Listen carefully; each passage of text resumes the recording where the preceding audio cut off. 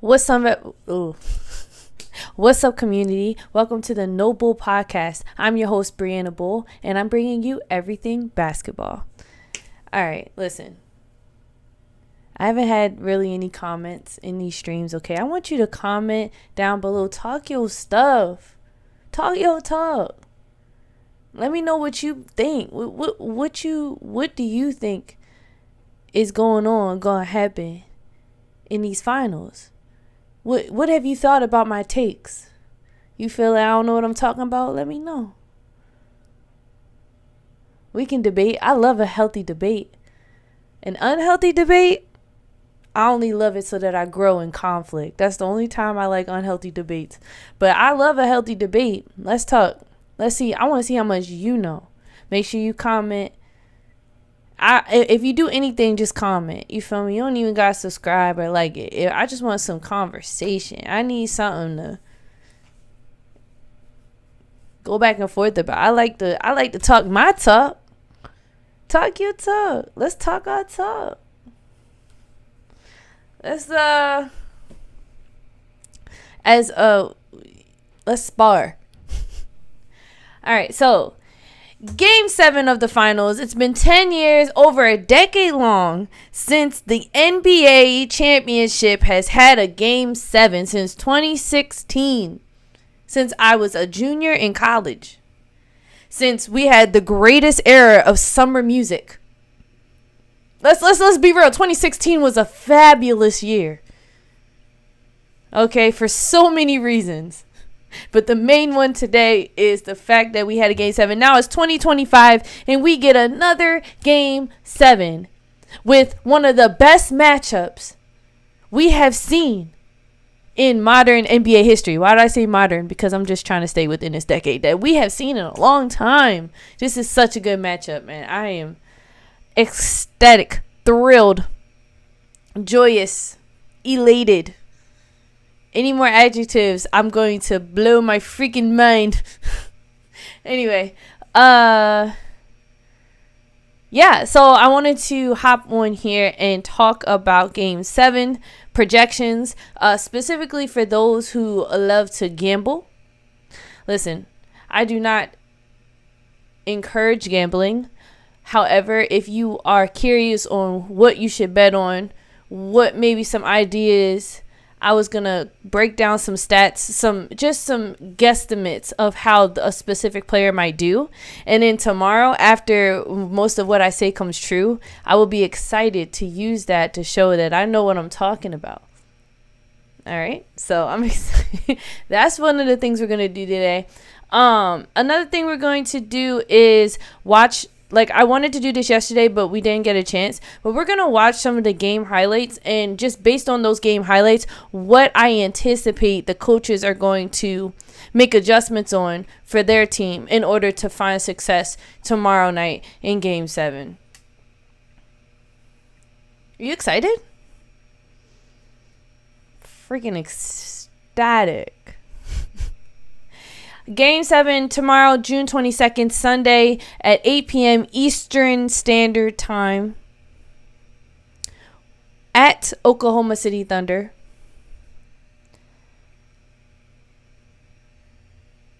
I've never been to Oklahoma City. I've never wanted to go either. It's not like one of those things where I look at the United States of America and I'm like, I want to go to Oklahoma City. Like, no shade. This is no shade at all, because I'm pretty sure people look at the map and they don't say, I want to go to Baltimore, Maryland. And if they do, I remember, oh my goodness, I remember when I transferred to Catholic University and some of my teammates were from Jersey. Actually, a lot of people who went to Catholic were from New Jersey. And so there was a girl on my team from New Jersey.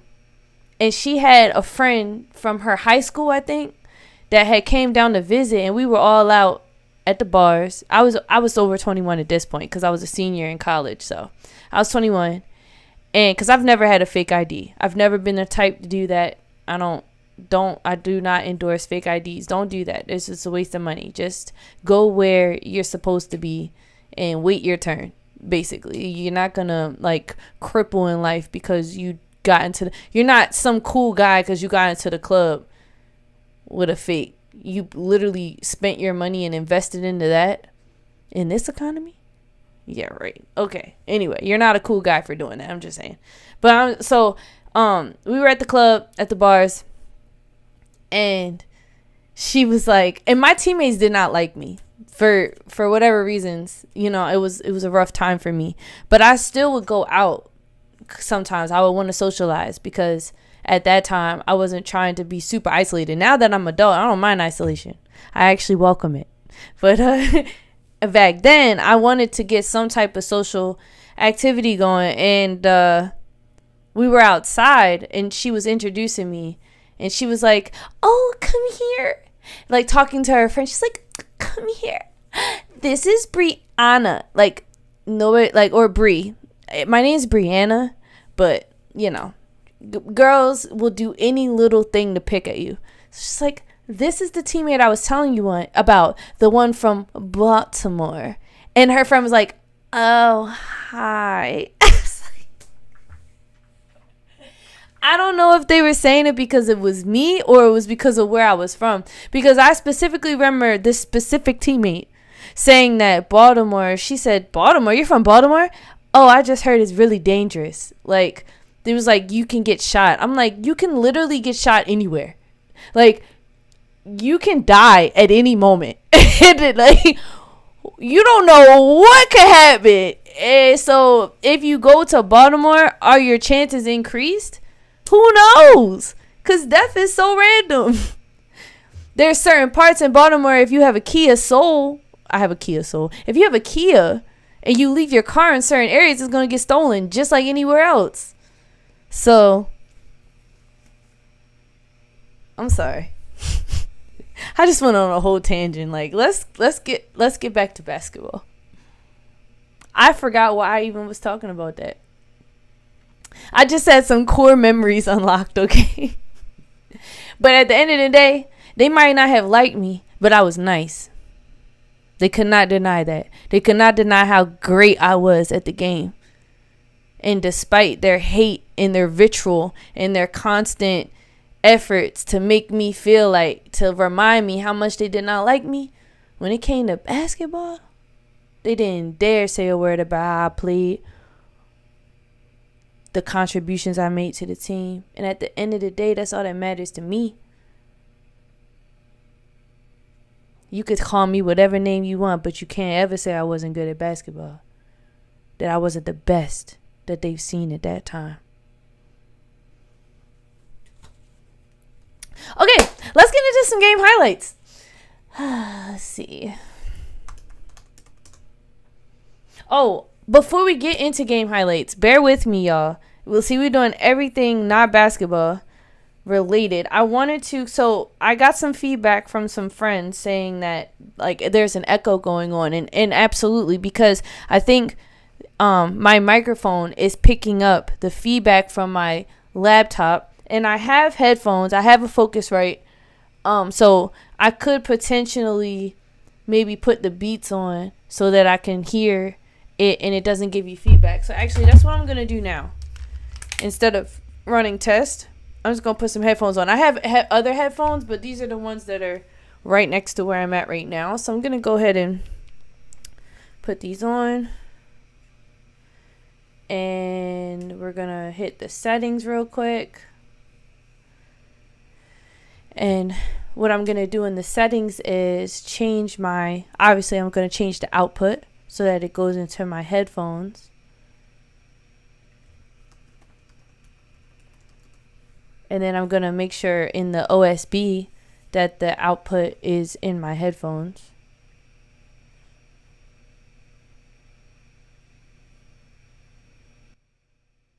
Okay, here we go. And then we are going to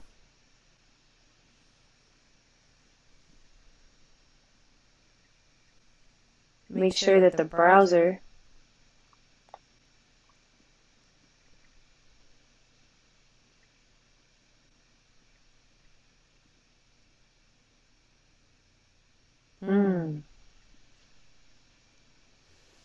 Hmm. See, See, I I started started to to stream stream and and I I didn't didn't really really have have everything everything together, together, but but that's that's okay. okay.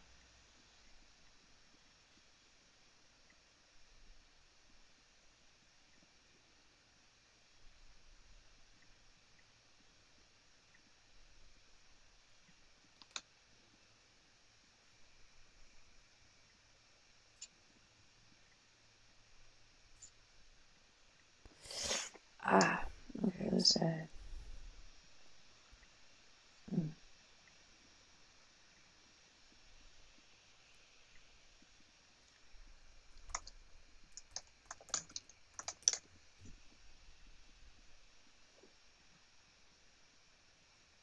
Oh, Cancel, cancel, remove. remove. Just Just one one moment. moment. Having Having technical technical difficulties. difficulties. Why I have that? I'm gonna switch it back.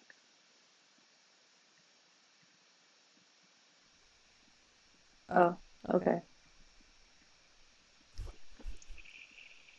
Well, Well, isn't isn't this this just just fun? fun?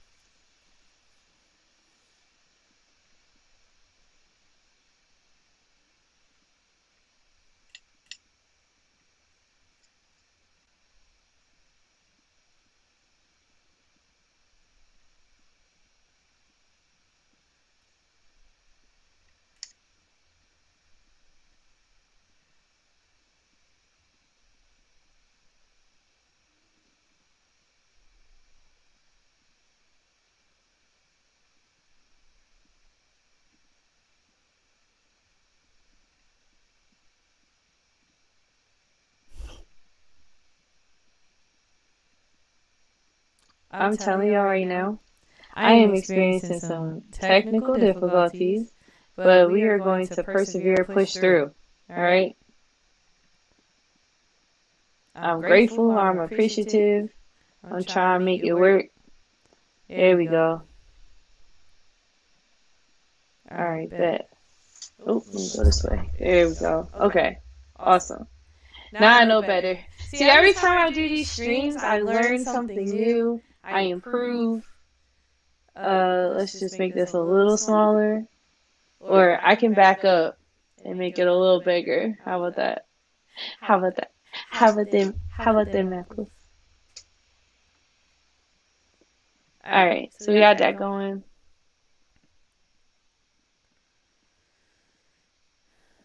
Oh, Oh, actually, actually, awesome. awesome. Okay. Okay. And And then then that that looking looking cool? cool. I'm I'm going going just just move move this this over a over a little little bit. bit. Look, Look, I'm I'm not not ashamed to ashamed to get get all all this this together together right right now. now. Like, Like, I I love love that that y'all y'all can can see see what what is is going going on on with with me me in in real real time time and and just just my my efforts. efforts. I I really really appreciate appreciate the the process process at at the the end end of of the the day. day. Like, Like, I'm I'm really really grateful. grateful. I I wouldn't wouldn't want want to to change change any any of of this this experience. experience. Like, Like, I'm I'm not not trying to trying to be be perfect. perfect. I I just just want to want to be be me me and and talk talk about about basketball. basketball. And And so, so, here here we we are. are. All All right. right. Let's Let's look look at at, before before we we get get into into that that though. though, I I wanted to wanted to take a take a look. look. I I wanted wanted you you to to understand understand the the point point of of this. this. Again, Again, the the point point of of this this is is we we are are looking looking at at the the full full game game highlights highlights of of Thunder Thunder versus versus the the Pacers, Pacers, and and we're we're looking looking at at each each team team scoring scoring in in their their highs, highs, and and because because in in game game highlights are highlights are pretty pretty much much going to gonna be be the the highlight. highlight. Obviously, Obviously, it's it's going to gonna be be all all makes makes pretty pretty much, much, right? right? And And through through these these all all makes, makes, we're we're going to gonna see see what what each each team team did did well well and and where where they they found found success. success. And And then then in in that, that, we're we're going going to to determine determine what what the the adjustments adjustments each each of of these these coaches coaches and and team team need need to to make make in in order order to to possibly possibly be be successful. successful. And And then then after after we're we're going to gonna do do that, that, we're we're going to gonna go go to to stat stat news news and we're and we're going to gonna look look at at the the top, top the the big big three three of of each each of of the the team team and and maybe maybe even even more more in in depth depth of of their their team. team. But But we're we're going to gonna look look at at basically basically the the box box score, score, the the lineups. lineups. We're We're going to gonna give give an an estimate estimate of of who's who's going to gonna play, play, how how long long they're they're going to gonna play play for, for, how they're how going they're to gonna be be utilized, utilized, and and their their possible possible stats stats so so that that you you can can take take that and that and make make predictions predictions or or you can just have a something to discuss going into game 7 and look forward to. If you are a person who likes to gamble or make projections, or you just love basketball so much that you love to hear anybody's perspective on it. So that is what is in store for tonight, today. And we got about 45 minutes or so, 45 minutes to an hour to execute on that. So let's dig in. Oh, also, did you see?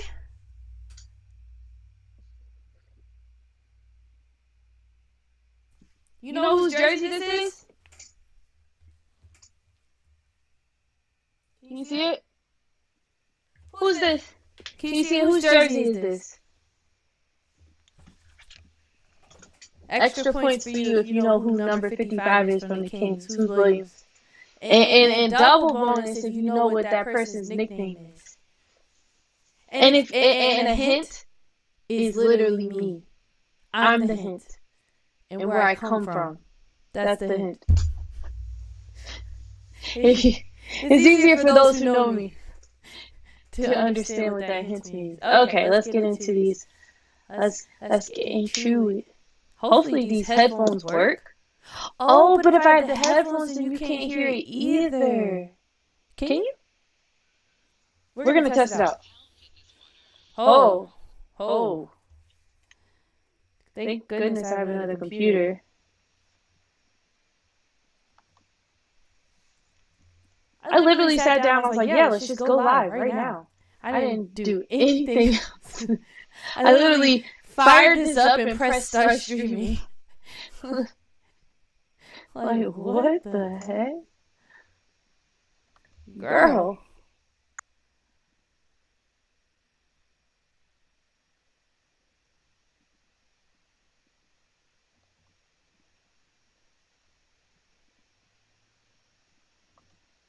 What the heck? Girl. Why is there an echo? This entire time. Oh. Hold on. Fix my hair a little bit. Oh my gosh, there's been an echo this entire time. Alright, let's fix it. This entire time. Oh. Hold on. Fix my hair a little bit. Oh my gosh, there's been an echo this entire time. Alright, let's fix it. I think it's because it's picking up from these headphones.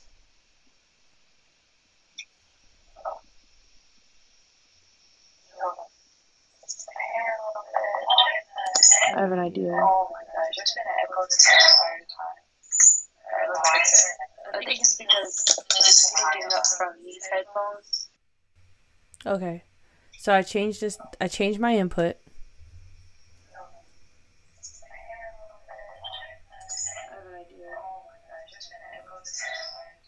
Okay, testing. Okay.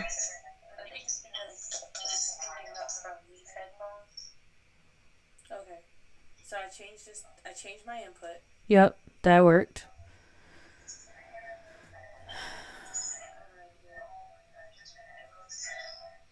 Okay, testing. Yeah, that sounds good. Okay, so now that I changed my input. Okay. So I changed my input. Yep, that worked. Now let's play this. Electrolytes, zero sugar, and vitamins. Propel hydrates better than water to help you get the most out of your workout and get back to your best self. What propels you? Propel with Gatorade Electrolytes. I'm the voice inside your head. And while you're typically athletic, right now, Brick. Propel hydrates better than water to help you get the most. Bet. Say less. All right. Let me What's up, everyone? Welcome to the No Bull Podcast, where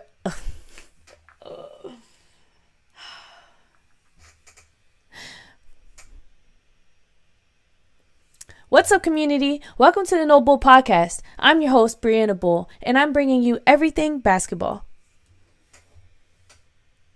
That was good, right? That was fire. That was lava. Because you know, like, lava comes out of a volcano. Yeah. And it's, like, scorching hot. That was lava. Oh, the No Bull Podcast. No bull, no ball. Word. So cringy. Okay, let's go.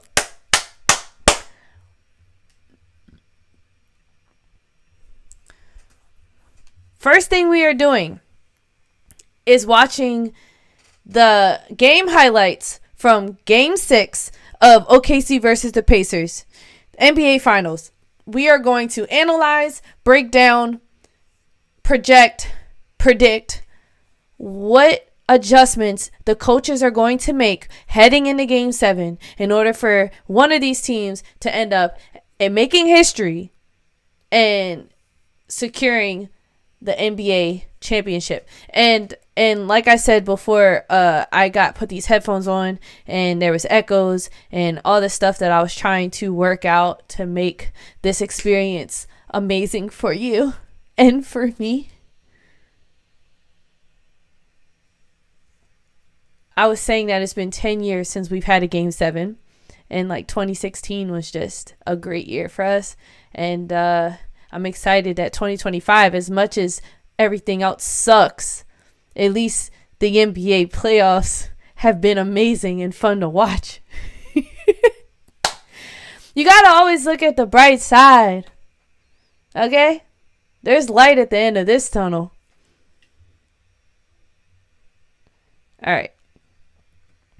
You're pathetic. Gonna get through these commercials. Shank.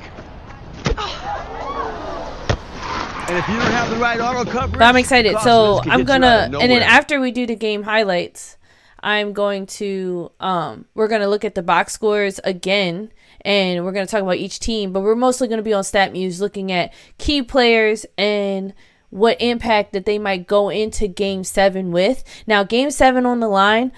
These stats are subject to obviously not be fully accurate. I'm aiming for high accuracy for sure.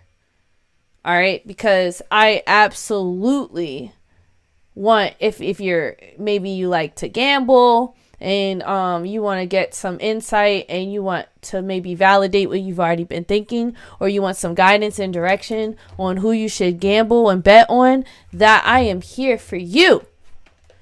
I'm like your little sister, all right? I'm your little sister who knows a little something. Little sis know a little something. All right? I'm going to help you out. My track record has proven to be very fruitful. If you know bull, you know ball. So let's get into it. Welcome once again, the NBA Finals presented by YouTube TV. Will this be the YouTube final TV. game of the NBA? I have a story behind YouTube TV. And let's just say, if you ever go half with somebody, make sure that they're a reliable person, obviously. I learned my lesson. Season, or will we get a Game 7? Right now, knowing that they've got a Game 7, or they have the... Okay, whoa. Back it up. Okay, first things first. We see their starting lineup.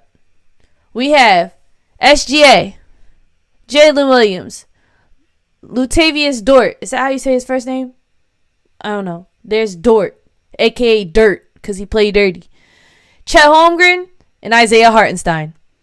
Now, on Pacers, you have Tyrese Halliburton, Pascal Siakam, Nesmith, Aaron Nesmith, Miles Turner, and Andrew Nembhard.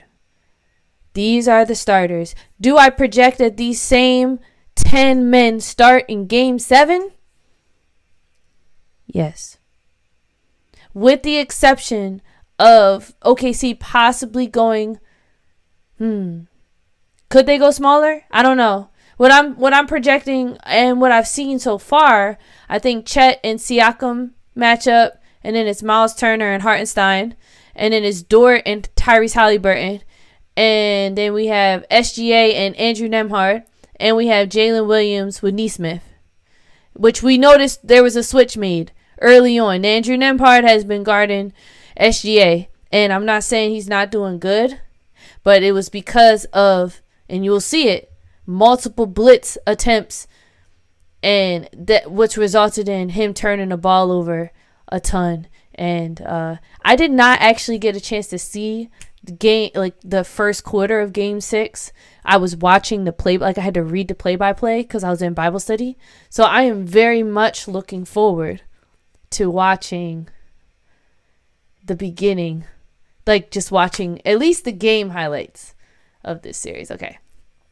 Can y'all see it? Is this good for you? I hope it is. That they've got a Game 7, or they have the killer instinct tonight. So Mark Daigneault has spent the last couple of days saying to his guys, you can't be thinking about 7. You can't be thinking we're on the brink of a championship, and don't worry about your family. Indiana's thinking one thing. We want to survive. Okay. Immediately. Looks like OKC isn't that active on their offense. And my matchups were accurate. Tyrese is on Dort. Andrew Nembhard is on Shea. We got Neesmith on Jalen Williams. Looks like Miles Turner is on Hartenstein. And Siakam is on Chet. And what is advantageous and what makes sense, because Siakam's a little more agile on defense than Miles Turner. And because Chet Holmgren has proven time and time again he can bring the ball up and he can handle the ball semi-decently, putting Siakam on him is very smart. Early on, they already got a screen going. And you see Hartenstein rolling. So let's see what happens. Till Sunday, we've got to be thinking, and a block with Miles Turner, who is a block machine. The man averages like 2 blocks a game. Okay. I've said this before.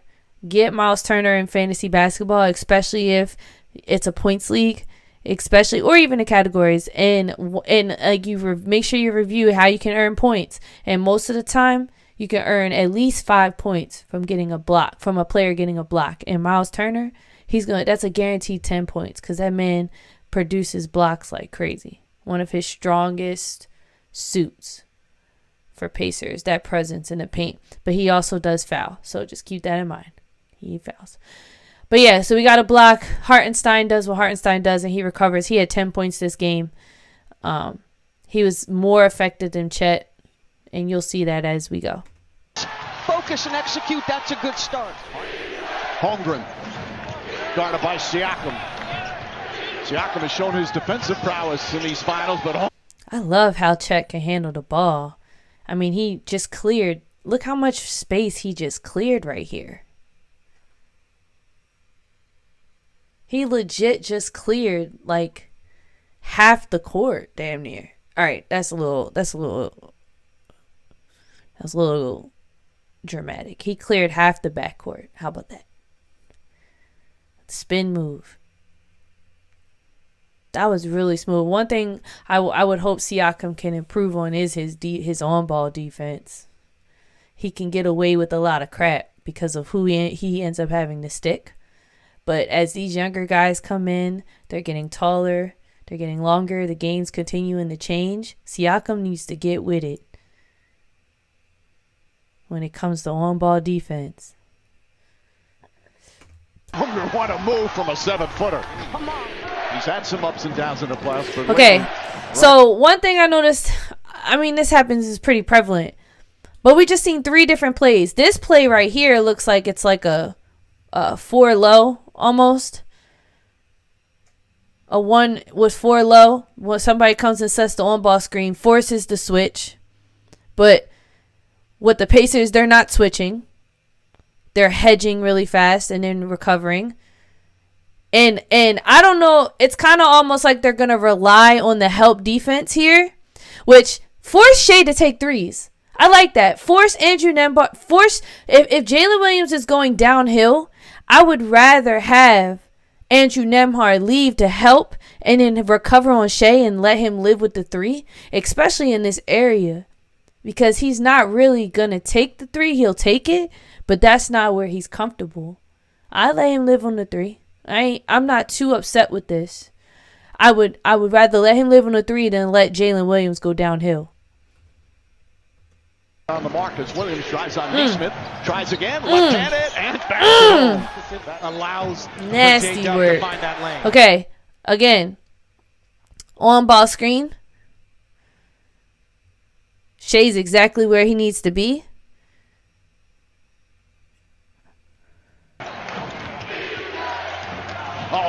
That's too easy. Too easy. I'm pretty sure anybody who's watching this first quarter was like, oh yeah, OKC got this in the bag. Because I'm watching it right now and it looks like they're just getting cooked. It's not even like it's a breakdown in defense. They're just getting scorched. They're getting stir fried. They're getting put in the blender. What the hell? The hell? Move and a slam. God. Williams again gets to the rim. Rick Carlisle does not like that. Shot clock winding down. Has to hoist up a three-pointer. Long rebound to Siakam.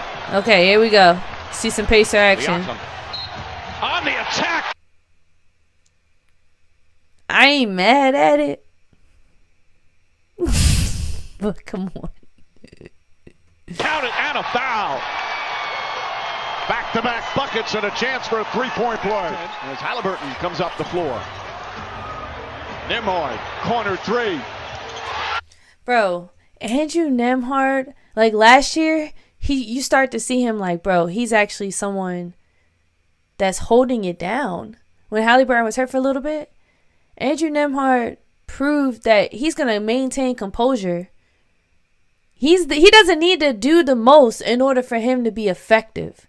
And that's what I love about a player like that. And you'll find a lot of guys out here appreciate a player like Andrew Nembhard. That's like if you truly love the game of basketball, Andrew Nembhard is one of those guys that just does just enough where you're like, bro, what would we do without you? But you're not the superstar of this team. And that's what I love about it. That brings me so much joy watching. Like, I absolutely love a player. Like, I would draft a player like Andrew Nembhard over a lot of people because he's just one of those random gems that just give him a little more experience. A little more experience in the league. Because I think he's on his second pro year. Going on his third pro year. We don't count rookie seasons as pro years. Give him a little bit longer. And even if the Pacers want to get rid of him, unfortunately, his value, people are going to spend money for that.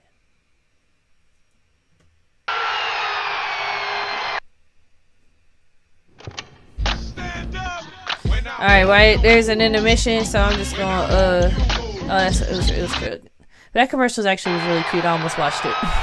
What the heck? Girl dad. Hashtag. So all of a sudden, Indiana playing off misses, getting to their pace. And Gilgeous Alex. That's the Pacers' biggest problem. Let's look at this playback one more time. You notice with OKC, when they score against the Pacers, it's only one guy who's scoring. It's a lot of one-on-one basketball we've seen. They haven't even moved the thing around the horn at all. It's just the guy had an open lane and he scored. It's way too easy for them to get a bucket early on. And look at this. He doesn't pass it to anybody. And I understand he's the MVP of the league. But look, screen, they don't switch. They do make the switch. And it was just easy. Look how easy that was. They had Miles Turner, I think, was out of position. Why? Because actually, what is Miles? See, this is where Miles Turner pisses me off. This is where he really pisses me off. Because they make a substitution, and now you got Neesmith on Caruso and Miles Turner on Chet. You get Miles Turner out of position, you got a clear, easy lane. Hartenstein's not in the game no more, so Miles Turner's guarding Chet. Siakam is now on J-Dub. Look at this. They're out of position, and the Pacers cannot afford to be out of position like this. Because what's going to happen every single time they're out of position? This man, and this man SGA, J-Dub, and Chet are going to capitalize on a one-on-one. Playing off misses, getting to their pace. And Gilgeous Alexander loads that left hand as well. Finds Smith. Halliburton. Good ball movement. Nembhard sidestep, tries another three, knocks down another. See? Early on, getting that momentum going. These are that's a game-changing shot. And it's only the first quarter. You might think like, bro, he just made it. It's a back-to-back threes at home. Your team is down. And it feels good because it touched two guys' hand before it hit Nembhard. That's the thing about the Pacers. They are not a one-on-one. Unless you're like giving it to Siakam. I noticed like after Siakam gets the ball, he very rarely passes it after he gets it. But, OKC doesn't put any pressure. So now let's talk about adjustments. One thing I think that OKC can do better is once Siakam gets the ball, is to pressure him. He's been so accustomed to getting the ball and just scoring. Very rarely do you see him stop and actually, after he doesn't have the shot, they're not putting enough pressure to make him make a decision. Let's see how he makes the decision. Let's put Siakam in a position where he has to make adjustments, not get comfortable in this one-on-one shot where he's going to hit the turnaround jumper every time. Because he's hot. He's locked in. He's leading the team in scoring right now with 19.2 points in this playoff series. I'm probably screaming. It's just I'm so excited. This brings me a lot of joy. And Jalen Williams hauls it in. All right. Good. Look. And that's the MVP. Turnover, bad pass. Obi Toppin, 4 for 7. He was 4 for 7 in this game. I think if we look at his last stats from the last game, he's been shooting. He's been coming off the bench. Him and TJ McConnell. And look, they got some bench players in right now. SGA is not in, so they got Alex Caruso, and I think this is Jalen Williams. Not J-Dub. This is J-Dub. This is Jalen Williams the second. Because they, at one point, had 3 Jalen Williams. I think they still do. They have a big man Jalen Williams, another forward/guard Jalen Williams, and then they have the dynamic duo J-Dub. You feel what I'm saying? They got a lot of Jalen Williams on the court. I think this is Jalen Williams. It's not Cason Wallace. Cason Wallace has dreads. And then they have... Oh, this actually scratch that. This might be Aaron Wiggins. Now that I'm thinking about it, this is Aaron Wiggins. I'm pretty sure. I'm like 8 out of 10 sure this is Aaron Wiggins right here, number 21. Yeah. So they got Aaron Wiggins and Caruso off the bench right now. And they just took Chet out, and now Hartenstein's back out there. Now, Pacers got Ben Shepherd, 3-point shooter specialist, and then these two, I'm going to call them the dynamic bench duo, coming off the bench. Ready to shake it, ready to get a steal that led into a 3 that now put them up 3. And the crowd is going stupid.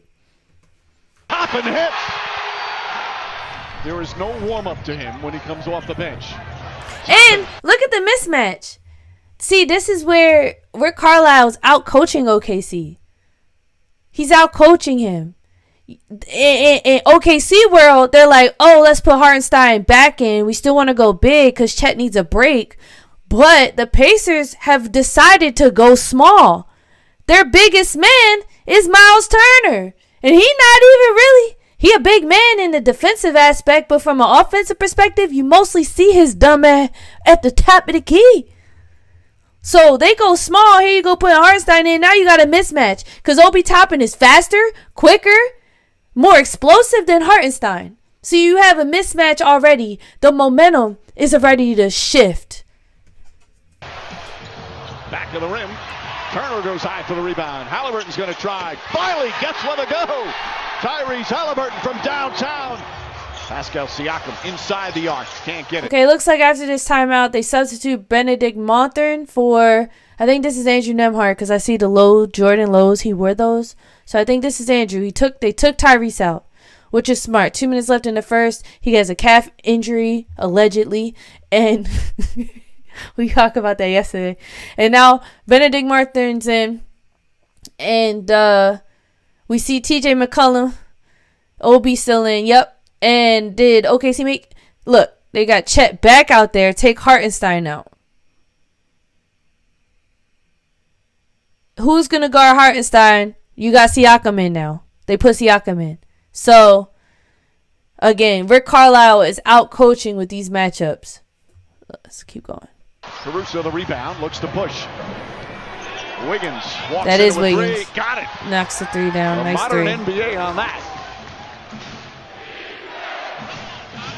Wiggins 6 be seconds. showing up. Splits the defense, gets into the paint, sidestep, banker, got So it easy. with 1.9 remaining. When you guys got off to a good start and then they went on a little bit of a run. What did you like about the way you guys closed out that first quarter, though? Got to stick with it. That's basketball. We did a good job buckling down, keeping them to one shot. Buckling down. They're good. Yo, they be coming up with the corniest. We really did a good job buckling down. I feel like if I was in the league and they needed me to come up with some corny stuff to say, I would abso-freaking-lutely. I would be like, they'd be like, Brianna boy, how did you feel about closing that? Did you feel good about closing that quarter? I'd be like, abso-freaking-lutely. We did an amazing job closing out that quarter. And I'd be like, abso-freaking-lutely not. We got to keep it pushing. Abso-freaking-lutely.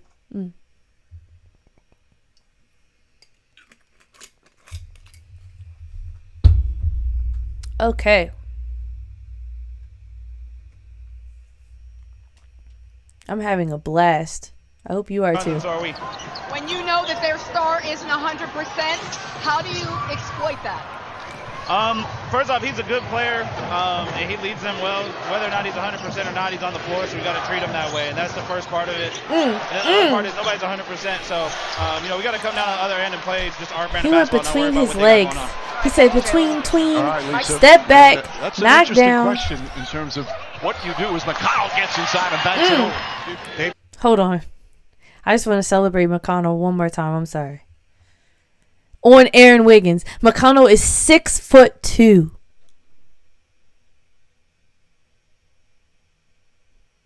No, my screen did not freeze. I was just staring into the camera dramatically. Question in terms of what you do as McConnell gets inside and banks it over. They've done an outstanding job. They've been playing under control with the right amount of pace. Look, Andrew Nembhard tries, yo. Face guard. That's great defense, though. It's just better offense. You're not fouling him. Don't send him to the free throw line. He goes to the free throw line. Don't send a player who's going to average 10 points off the free throw line to the free throw line. Don't do it. Okay, looks like they still continue to make adjustments. So you got Pacers have Benedict Martha and Andrew Nembhard. Miles Turner and Siakam. They have already again substituted in what is this guy's name? He has like this little thing that hangs out the bottom of on the back of him, number 34. What is his name? I don't know. They got Chet, SGA, Aaron Wiggins, and then I'm not sure who their fifth is. Maybe Caruso? No, Caruso's on the bench. Maybe J-Dub. Probably J-Dub. Williams a hesitation. Yep. Nice fake again. Layup is good. And Rick Carlisle. It's clear that nobody on the Pacers can really stick OKC, bro. Is nobody really on it? Like, we going one-on-one, band for band, bucket for bucket. I got OKC on the one-on-one tip, but this isn't one-on-one basketball. This is team playoff basketball. And right now, the Pacers are playing more like a team than OKC is, and the fruit is showing. The proof is in the pudding. I need Anthony Edwards to take notes on how to work together as a team to accomplish your goal and not take every single shot and just think the team's going to rely on you winning and scoring all the buckets in order for them to win. Anthony Edwards, I hope you're taking notes. I don't care if you make millions of dollars a year. Are back within one. The one change they might, he'll play Humble yourself. Take notes. As TJ McConnell gets into the paint. Kenrich Look at that Williams mismatch. chasing him. Now I know what his name is. I think his name is Henrik. Williams. I think. Shot is good. Wow. Whatever his name is, he can't guard TJ McConnell. McConnell So Wallace turned his head and knocks down. Second person they done put on him. Third. Because they had Wiggins. Then they had Kenrick Williams. I think that's his name. And now they got Cason Wallace. And they still can't guard him. TJ is on one. I need Caruso to guard him so we can see some white-on-white crime. Another jumper. TJ tenacity here in the first half. He's already got 8 points. For Cason Wallace. Look at that defense. That's his second steal tonight. A history. All right, while we do that, you know, we going to brief intermission while we sit through the commercials.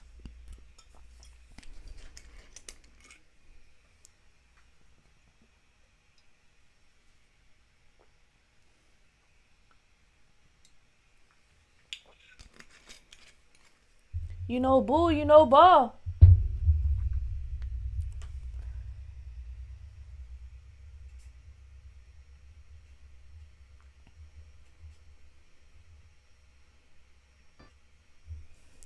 McConnell in the front court. Halliburton. Step back. Three-pointer. It's good.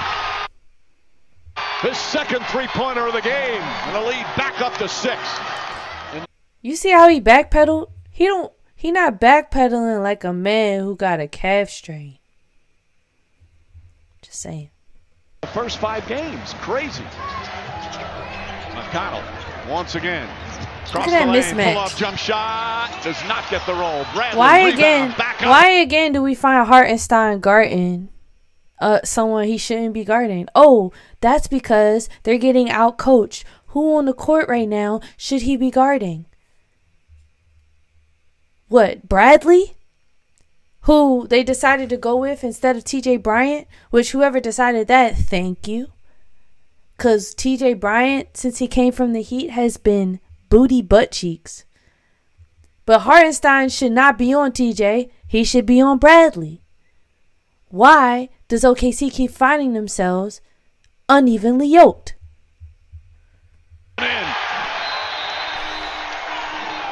And another timeout. Holmgren down the lane. Shot won't go. Hartenstein had it. McConnell takes it away. Nembhard the drive. Pass inside. Layup won't go, but a foul. And more free throws with 5:48 remaining in the second. This guy is ridiculous. He took a... Yeah, Doris. He's ridiculous. Sick. Rebound and a loop. There comes top in the other McConnell way. was on the You rarely 76ers see that before he from came to Holmgren. Pacers, by the way. He was on there Neesmith for a the couple, three. like 4 Puts it years. in. He got traded. Hartenstein the See, when Neesmith start hitting threes, that's when they should be concerned. But it's the same thing with OKC and Lutavius Dort. Because once Dort hits 1 3, you know he's going to hit another 3. That's just the way those types of guys play. So OKC relies on Dort to be a defensive presence, but they also rely on him to knock down the 3 and keep the momentum going. Neesmith and Dort are pretty interchangeable. interchangeable, in my opinion. But Dort plays a little more dirty. But Neesmith, like, they both kind of foul at the same caliber. Like, Anyway. Down. Puts it on the floor. Knocked out of his hands by Siakam. And Isaiah Joe gets it. Look at that steal. That steal was crazy. Here comes Halliburton. I seen this in real time. Back-to-back 3 knockdown. I was like, oh, God. Oh. Chi Willikers, Batman. Siakam into the heart of the defense, and Neesmith flips it up and in. And a whistle and a foul as well. The lead up to 15. Lesson number 23. You know you built different when they name All the shoe right, after so Ooh, these are fire. Now let's add the whole wall. you. You got that much cheddar? we're not gonna watch all the game highlights because let's be real. OKC, bring this closer to me. OKC, that was almost the end of the second quarter. I think end of the second quarter, we see that dunk with Siakam. I did cut it off before we got to that dunk. But we talked about the dunk yesterday. So go check that stream out. Like knocking the camera over. Go check that stream out. Yesterday's stream so you can see the dunk. But I'm not going to really play the rest. Let's get into, because we're already at 50 minutes. We are going to head into StatMuse, and we're going to look at the stats over the last 5 games and just 6 games and give a projection of what we expect from the top stars of each team. Because we already kind of talked a little bit about what we saw in Game 6, where each team fell short, where the teams were doing really well, and what has been successful and working for them. And so let's look at the stats, maybe get some projections, some feelers out there of what we can expect from the player in Game 7. But I just want to put a disclaimer out there. This is Game 7. We have no idea what could happen. We just, both of these teams are so evenly matched, and they both have strengths that could outweigh the other team's weaknesses. And it's like it could literally go either way. On paper, I think OKC, on paper, talent-wise, has guys that have the ability to score at will. But Pacers just seems to have more heart than OKC. OKC goes on runs, and they have the ability to probably score like 15 points in 2 minutes. But the Pacers do. But the Pacers, they just don't let up. They just don't let up. And that type of heart, the type of underdog, the type of fight, underestimated, left them devastated. That's what wins basketball games. That's what wins championships.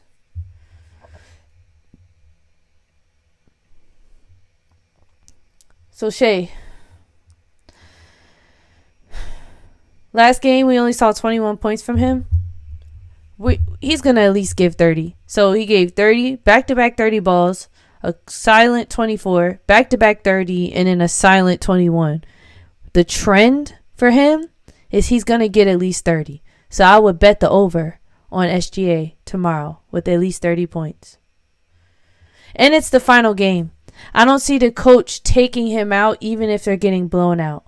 I think they're going to keep him in at least to the last 2 minutes of the fourth quarter, where you see everybody clapping loud. It's either going to be a loud clap that they appreciate the MVP for all that he did and they're losing, or it's going to be a loud clap and they're going to chant MVP when he walks off the court with 2 minutes left, and because they're about to win this game. So it's going to be one or the other.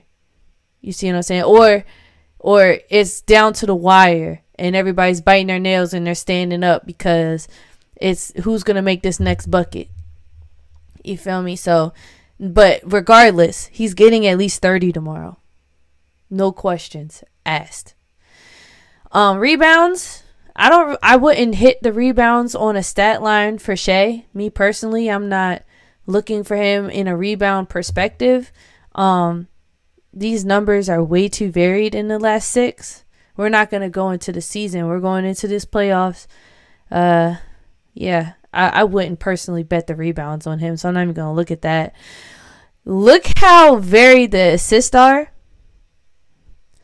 I don't even think there's an ability to put him for at least 2, and if it is, the odds are probably really low. So I wouldn't even attempt that. But steals, go ahead and put him down for at least 2 steals, to record at least 2. He got to get his get back. He had 8 turnovers the last game. Shea is an MVP. I don't see him. I think steals were the reason that this man even got MVP, aside from Joker, because that was like the only category that he differentiated with Joker in. You see what I'm saying? Like, besides rebounds, but steals are like one of the core reasons that he got MVP this year, aside from his team getting a great season overall. It's like when you looked at the stats and you matched up the stats, he had Joker beat with steals.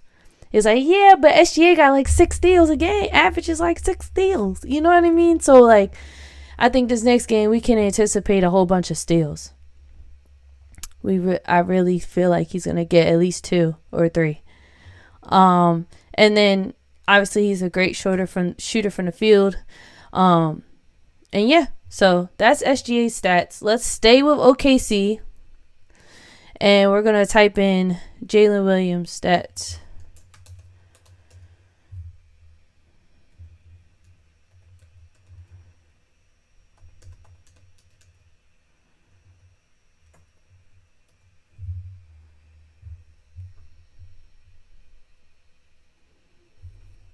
I love how they have this picture because the picture looks just like them and it's like so cute. You know, it's just really super cute. Okay. So we got 17, 19, 26, 27, 40, 16. So he had 3 games under 20 points. And he had 3 games over 20 and 1 game with 40. Will we see another 40 ball in the playoffs? I'm not saying J-Dub doesn't have it in him, but this game is too high stake. I don't anticipate him doing that again. Back to back. It's like he going for MVP over Shea. It looks like he might have another comfortable under 20 scoring game. Me personally, it's a chance he might at most score 25. But I don't see him scoring 30. Do not put him if you want to bet the unders, bet under 30 for J-Dubs. Bet under 30. And for assists, get him for at least 4. Put him for at least 4 assists. For 3-pointers made, he didn't make any 3-pointers. I don't think he's going to stop shooting. Obviously, he takes an attempt. He attempts a lot. Maybe put him for 2. Maybe 1, actually. You could bet the under for him on 3s.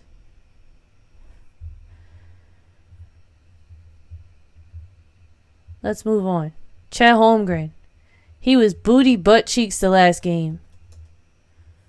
And I noticed when Chet doesn't play well, OKC doesn't play well. So he might try to get his get back. That's one thing about the Thunder coming up here in Game 7. It's a lot of get back that they have to make. It looks just like him. So scary, bro. Oh, shoot.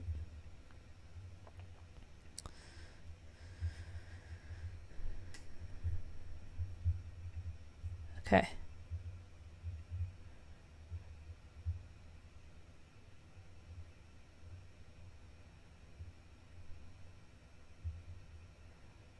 All right, so we got 6, 15, 20, 14, 9, and 4. Oh, my gosh. You could bet him for over 10.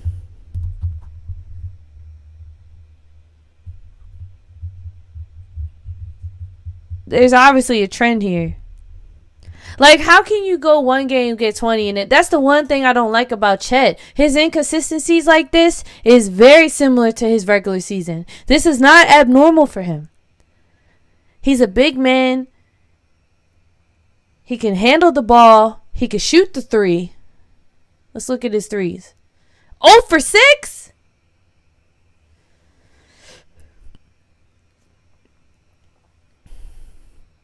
When I say he can shoot the 3, he's willing to take it. I said this the other day. I'm not a fan of Chet. I would not draft him in fantasy. He could get better. Obviously, he's a young guy, but he's such a wild card in this series. But he's proven that when he does show up, they win. But if they contain Chet, I'm not concerned when he's contained. 11 rebounds. You can bet him on the rebounds. That looked like a solid easy. He's not getting less than 6. He's either gonna get 6 again or he's gonna get less than 6 because that's just how gambling goes. So you make that decision. I'm not making that one for you.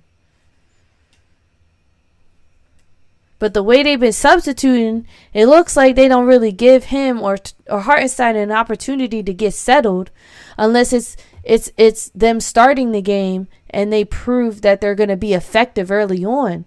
But if not, then you start seeing OKC making these quick adjustments that don't even leave them with good matchups. So we'll see if the coaches actually look at themselves in the mirror. Today, when I was driving, the song Mirror came on. I'm stuck in the mirror. Oh, man, looking back at me. You know, with Lil Wayne and Justin Timberlake. Maybe they could mirror like Justin Timberlake this game. Learn from their mistakes and be better.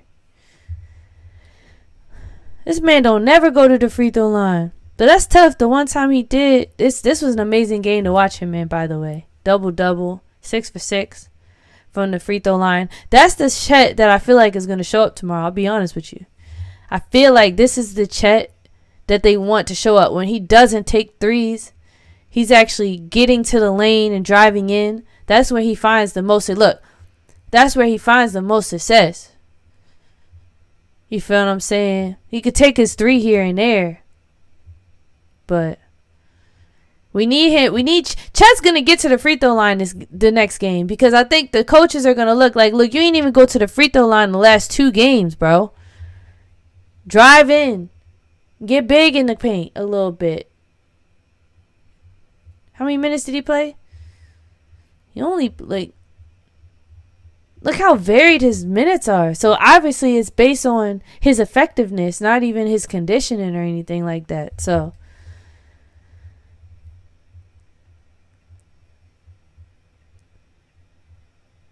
do I want to look at other teammates? Let's just see OKC overall. I think this will give us that. OKC stats in the last 6 games. LOL. Picture of Caruso is lovely. Okay. Their last 6 games.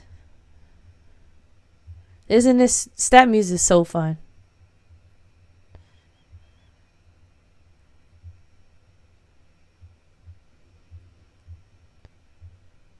$110, $123, $107. They're going to score at least 100 points. Definitely. It's going to be a high... To me, I feel like this is going to be a high-scoring game from both ends, but we'll see.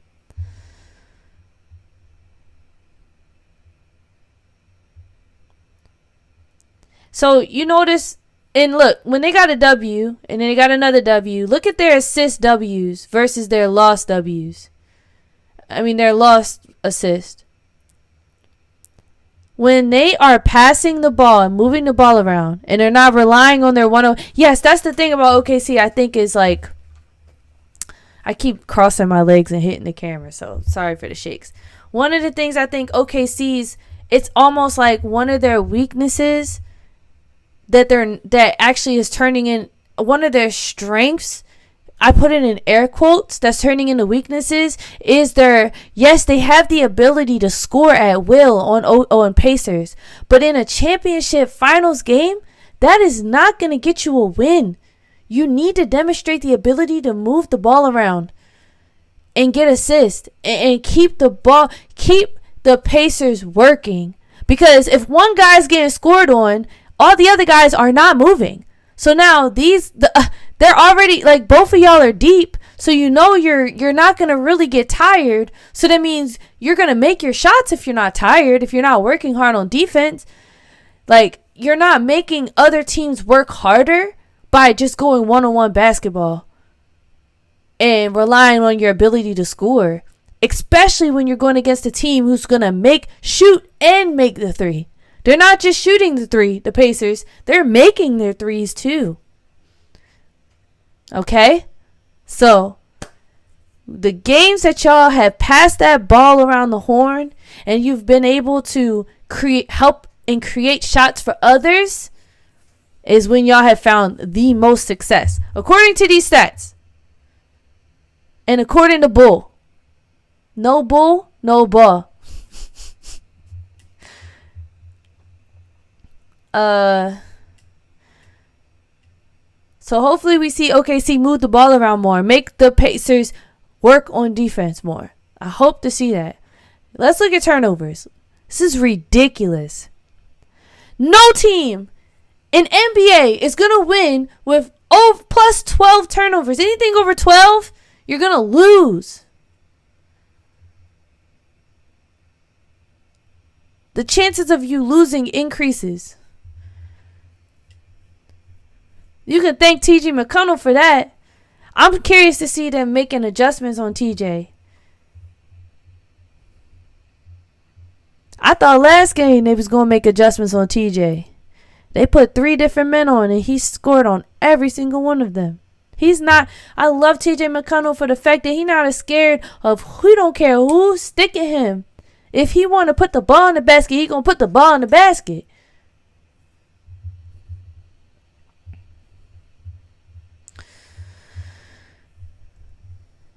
Anything else we see? See, I can't wait till we get to the point where like people are chatting in.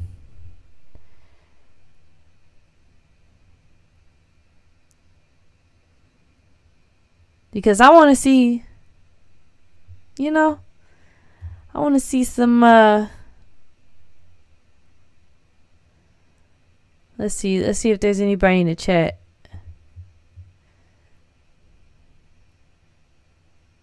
The chat is blank. Nobody's in the chat right now. But the day's gonna come where people are talking crap in the chat and I cannot wait. Anyway. Alright. So we got... They're shooting 27% from the 3 in this series. 44% from the field goal as expected. Averaging 10 steals a game. 17 assists.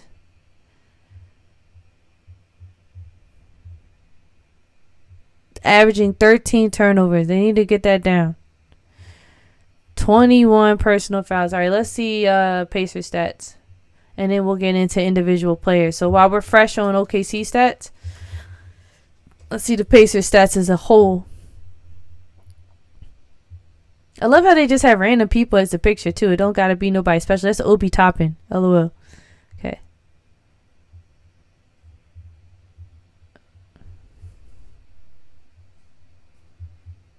There we go. Okay.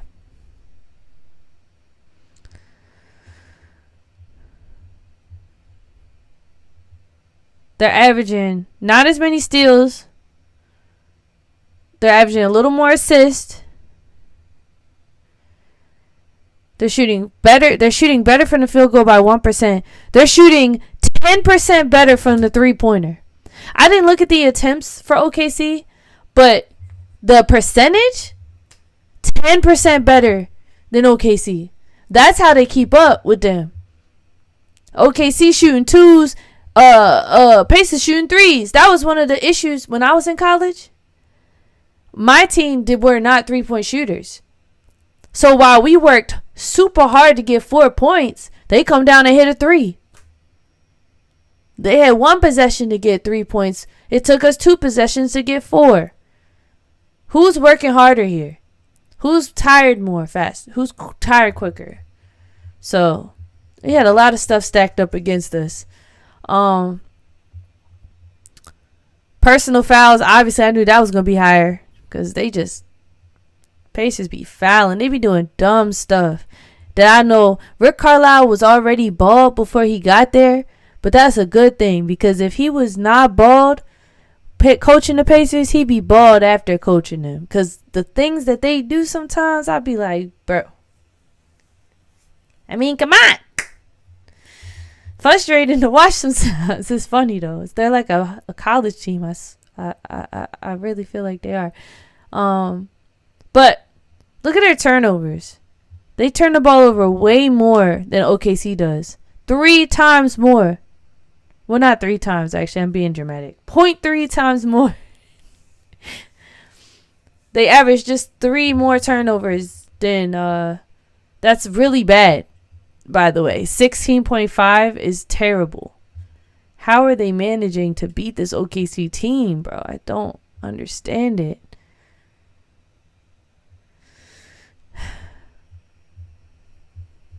We looked at Halliburton stats yesterday. We ain't look at Siakam stats. I don't think I spelled Siakam right. Oh, I did.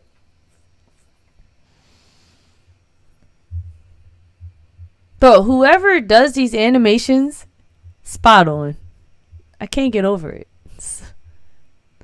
I wonder what mine would look like. Someone create an animation for me. Okay. 19, 15, 21, 20, 28, 16.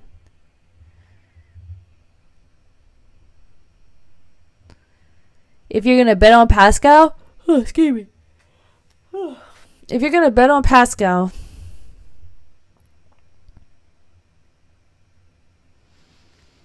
I think you could put him down for at least 15.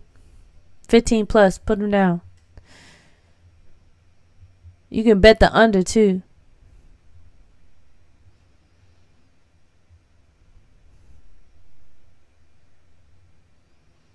He's attempting at least 2 points. He's attempting at least 4 threes a game. So he's going to attempt. He's only hitting 1.3, which isn't awful. 34% shooting from the 3. If you're shooting at least 30% from the 3, you're not a terrible three-point shooter.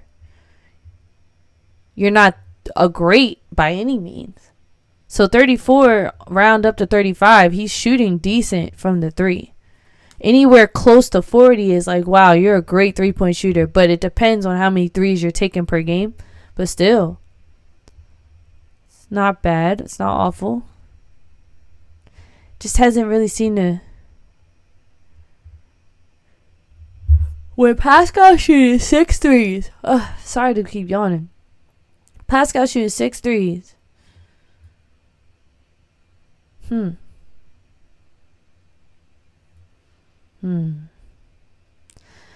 They're not winning with Pascal shooting threes. They're just not winning when they shooting threes like that. He doesn't need to be shooting threes. He's more effective in other places. I don't think they're going to have him shooting. He's still going to take them, but I don't see him shooting more than 2 threes tomorrow. If that. You can bet the under on the threes for him. And then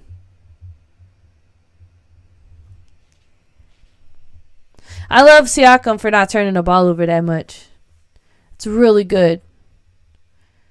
I mean, that's kind of wild, but this game just seems like he was trying to do everything he can for the team while Haliburton was hurt. See, that's the thing about Pascal Siakam that I noticed is when we're at an hour and 12 minutes. One thing about him I noticed is like when it comes down to him feeling like he got to do everything, that's when you're going to get an increase of productivity, but a decrease in effective and efficiency. And it's like almost that you're hurting just as much as you're helping, and it cancels each other out. So I don't think Siakam could ever carry a team by himself.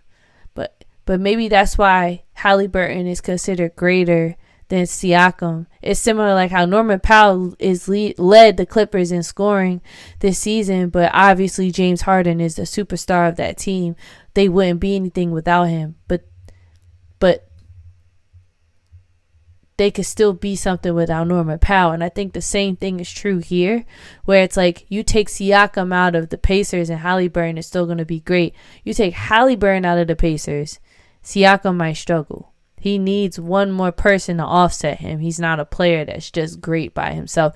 He's a great player. Oh my gosh. I'm not going to lie, y'all. That just terrified the living mess out of me. I'm not going to lie. Anyway, this has been extremely enjoyable. My predictions. Let me put on the screen who I think's going to win tomorrow.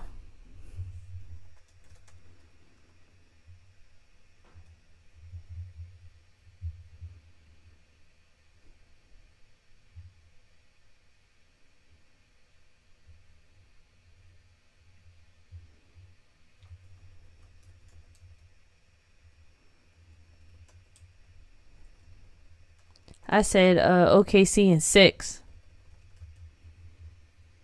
I said OKC in 6. Now we're going to game 7. And this is who I got.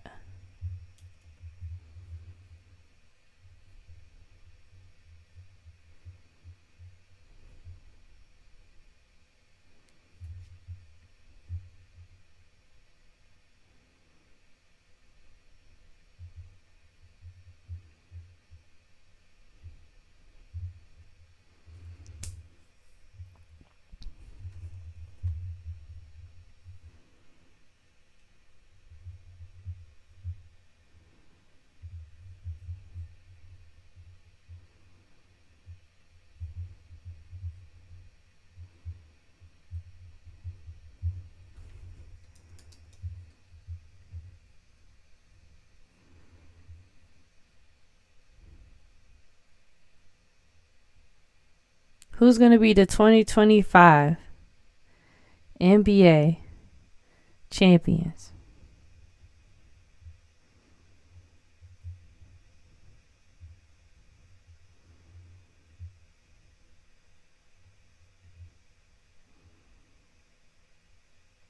Wait, am I tripping? I just can't see it. Oh my goodness.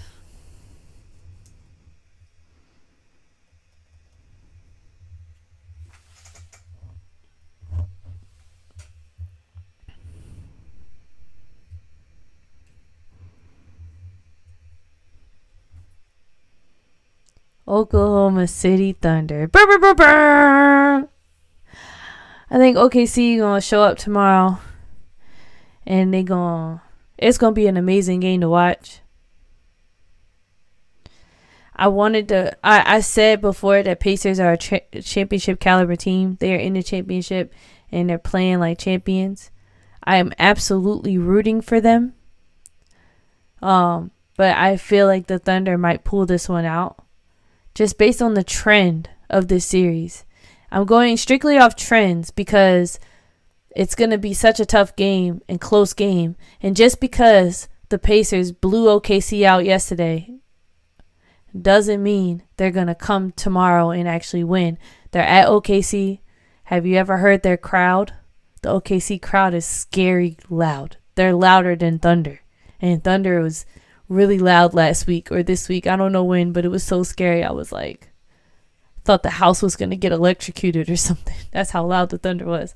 But I'm just saying, like, the Thunder, they were sitting on the bench. I think the coach intentionally didn't put them in because we might be sleeping on this OKC coach. They have chemistry. This coach knows what these guys are capable of, and he knows what might motivate them. And sitting them like that looked like it pissed them off. And since these guys are able to score at will on the Pacers, tomorrow we're gonna see J-Dub try to drop somebody, because him getting dunked on like that, these are young guys. This younger generation, they want that get back. What's that song? Help me. I'm going to get that. They stuck me. They corrupt me. These guys are corrupted. They going to get that get back. So tomorrow's going to be a great game. I cannot wait to see it. Comment your predictions down below. I look forward to seeing this game. I'm going to be locked in, tuned in. I love basketball. I saw that. Y'all remember that? I forget what it was. He was like, what's that guy? He's on Wildin' Out. He was like, I love basketball, especially LeBron when he be intercepting the ball and then get a home run, touchdown. I love basketball. All right, community, stay cool. I appreciate y'all being here with me again. Eventually, I will get my own computer. I'll be in a new background. I will have prepared. I'll have some animations. I'll know OBS more. This is a marathon, not a sprint. And it's only up from here. So stay cool, stay tuned, and I'll see you next time.